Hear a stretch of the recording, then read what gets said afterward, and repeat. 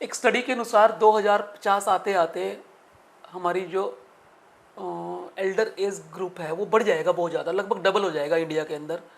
और जैसे वो डबल होगा जब, तो हमारी आंखों की समस्या भी बढ़ेंगी, क्योंकि आमतौर पे वही 40 45 50 साल के बाद लोगों को आंखों की समस्याएं डिजनरेटिव डिसऑर्डर की वजह से आनी शुरू हो जाएंगी। तो उनके लिए हमारे पास क्या सजेशंस हैं, कैसे वो उस चीज़ को डिले कर सकें, और स्पेशली एल्डरली जो हमारे हैं, जो हमारे बुजुर्ग हैं, उस चीज़ को डिले कर सकें कुछ। देखिए एक सर, तो आपने बताया अर्ली डिटेक्शन के लिए आप रूटीन चेकअप कराते रहें, उसके अलावा और क्या चीज़ें ध्यान रखें वो?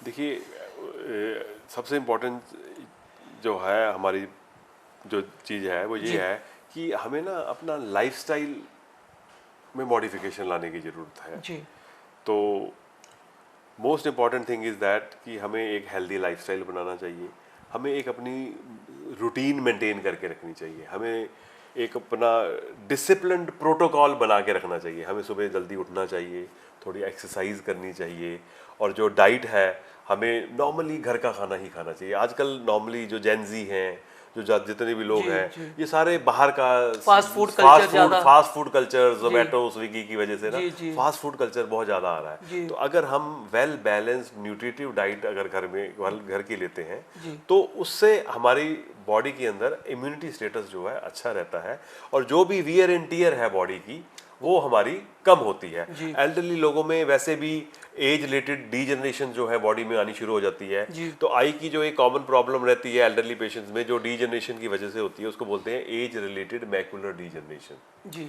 तो इसमें क्या होता है कि जो हमारी आइज़ का जो रेटिना का मैकुला होता है ना, उसमें डीजनरेशन शुरू हो जाती है और उसमें अबनॉर्मल ब्लड वेसल्स बनने शुरू हो जाते हैं।